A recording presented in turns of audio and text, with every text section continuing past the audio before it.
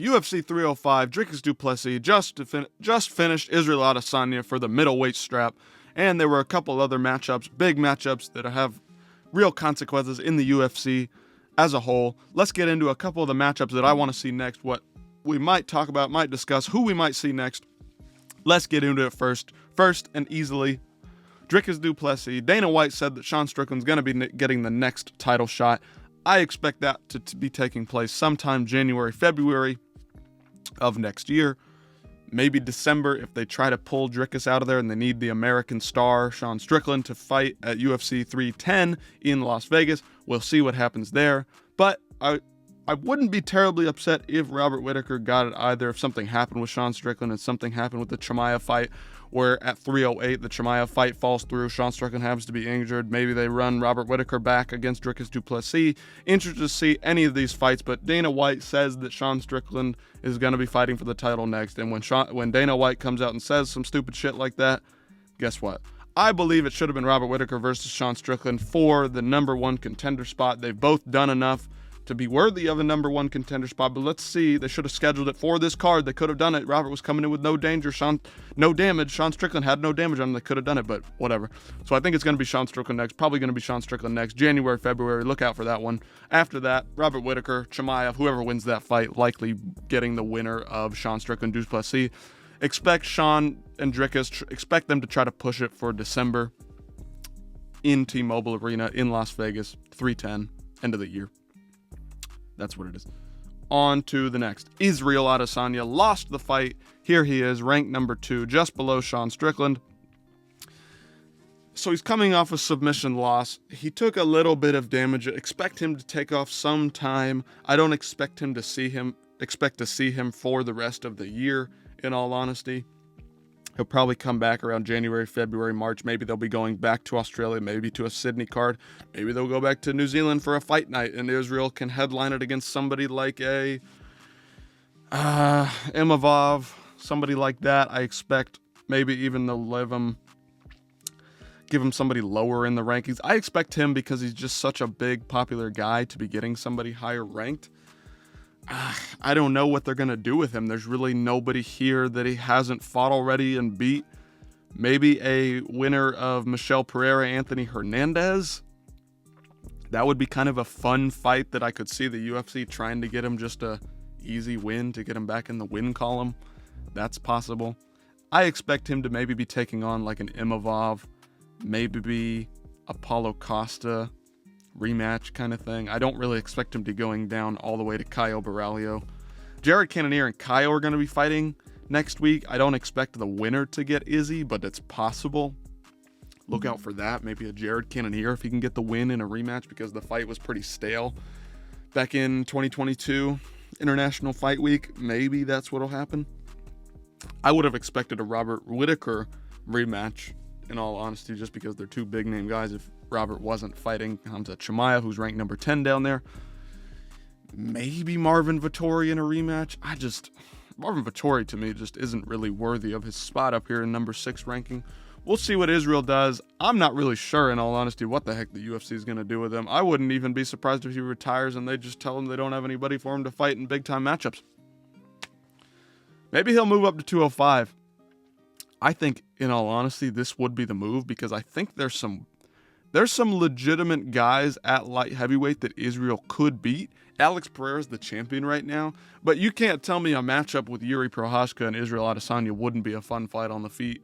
Israel's got potential to win that. Yuri's just a crazy man, and we saw that Alex Pereira was able to just get to him and put him away. Israel could pick him apart on the feet. I don't think he would beat somebody who's big and well-rounded like a Magomed Ankalaev. Magomed's going to be fighting Alexander Rakic at 308.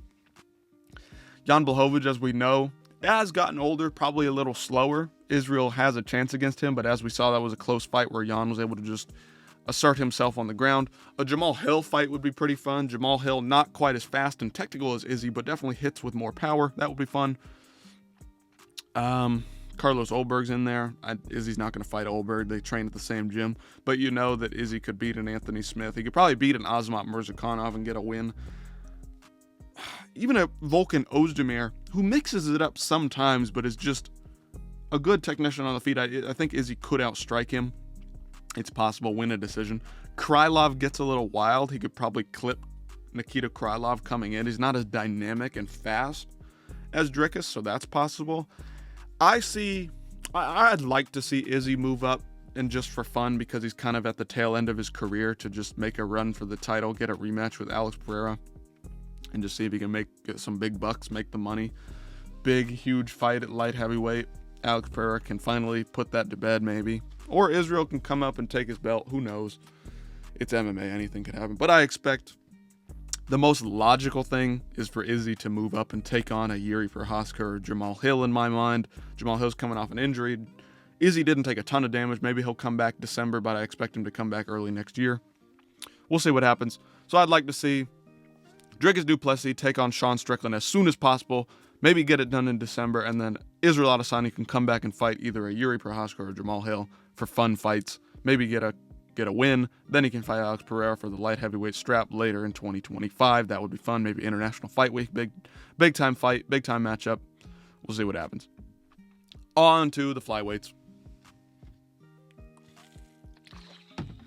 Kai Kara-France took on Steve Erceg, was able to put him away in the first round. Don't expect Steve Erceg to lose his spot in the rankings, but I think Kai Kara-France has put himself back into title contention with this win because Steve Erceg arguably beat Pantoja, and in my opinion, he beat Pantoja. He was able to do more damage, and Pantoja was able to, assert himself in the ground game. Not really impressed by Pantoja in that one. I thought Steve Erceg won the fight based on damage. Damage comes first in MMA scoring. Steve Erceg did more damage. Expect Kai Kara-France maybe to be taking on Brandon Royval's already scheduled. Tatsuro Taira's scheduled. I expect it's possible they do a rematch with Brandon Moreno, but I know Kai Asakura is coming over and going to be competing. He might be getting the title shot later this year, maybe a November-December card. Alexander Pantoja versus Kai Asakura, but fully expect if they don't want to do the Kai Asakura title fight, if Kai Asakura is coming in here and fighting somebody else, expect Kai Kara-France to get the next title shot, in all honesty. Because I doubt they're going to give it to Moreno. There's no real reason to. Amir Albazi, likely not getting it. Not so sure really what they're going to do with Kai Kara-France here. He's got the loss to Albazi. Maybe they do a rematch with him. But on second thought, Amir Albazi, as far as I know, isn't scheduled for a fight. I know Brandon Royval is going to be fighting soon. Brandon Royval is going to be taking on Tatsuro Taira soon, coming up in a matchup. That's a good number 1 versus number 5 matchup. I think Kai Kara-France, if Kai Asakura is not coming in from Ryzen and taking on Pantoja, expect Kai Kara-France to get the next title shot because he had a decisive, huge knockout win over Steve Erceg, who arguably won the title in his last fight. Erceg's next. If I had to guess, it's either going to be Mateus Nicolau or Alex Perez, but it could be Amir Albazi if Albazi isn't scheduled right now.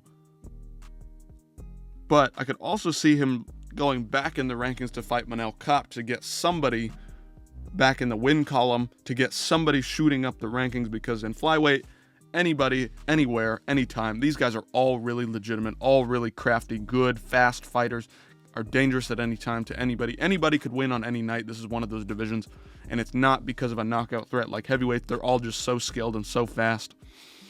Look forward to flyweight. I expect Steve Erceg to either be taking on Alex Perez, Mateus Nicolau, or Manel Kape, and I expect Kai Kara-France to be getting the title shot or maybe rematching Amir Albazi later in the year. On to lightweight, Gamrot and Dan Hooker. Dan Hooker was able to get a split decision win over Gamrot last night at UFC 305.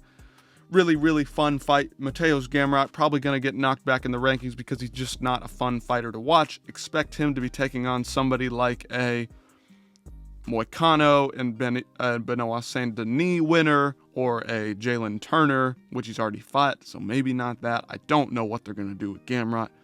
Maybe Fiziev rematch because of the injury. Not really sure what they're going to do with Gamrot yet. Maybe he'll fight a Charles Oliveira.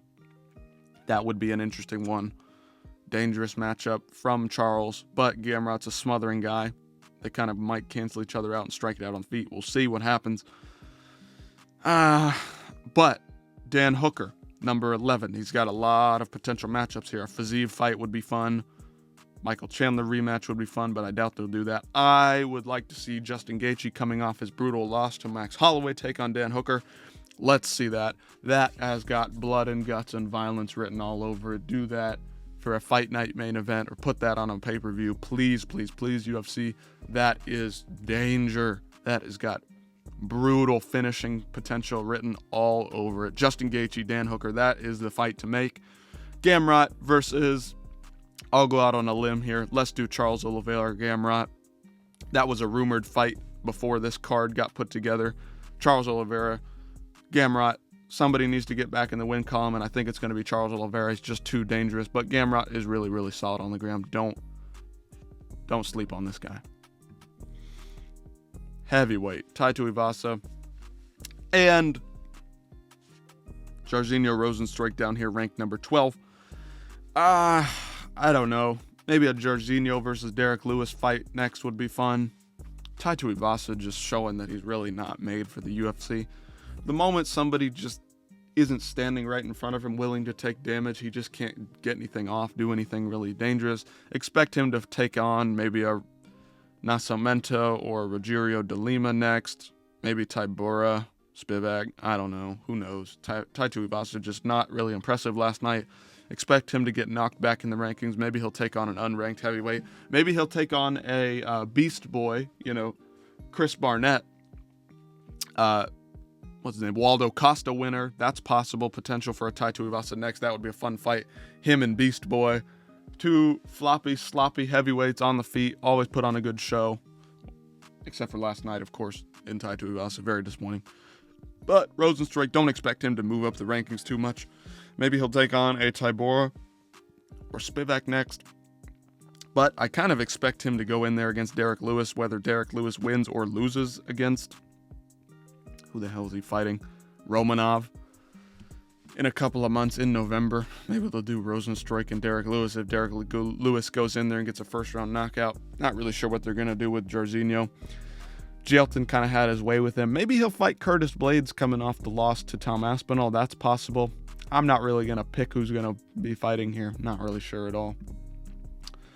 But on to Carlos Prates. This guy, dangerous, had a huge big finish over Li Jingliang in his last fight last night. UFC 305, huge finish. He called out Chaos Williams. I think that's a great matchup just outside the rankings. That would be a really fun fight. Very, very dangerous, heavy-handed. Chaos Williams, athletic, explosive versus the technical diversity of strikes of Carlos Prates. Clean, long, lanky guy.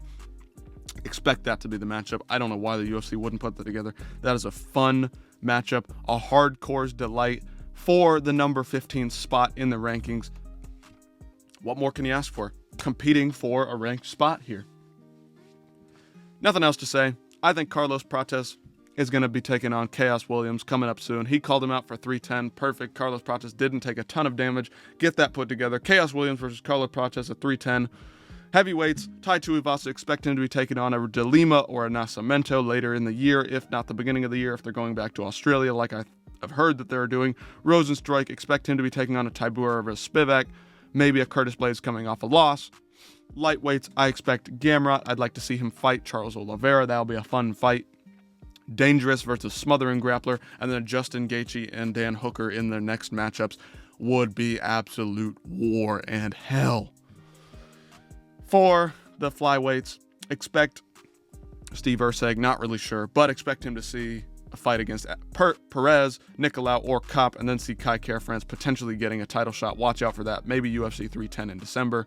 And then finally, for the main event, I think Izzy might be going up to light heavyweight. I'd be excited to see him fight Yuri or Jamal Hill. And Dricus will be taking on Sean Strickland at the end of the year if we can get things all put together and put in place. Great matchup, fun fight. The first fight was great, close, competitive, and I think the next one is going to be just as fun and just as competitive and just as dangerous of a fight.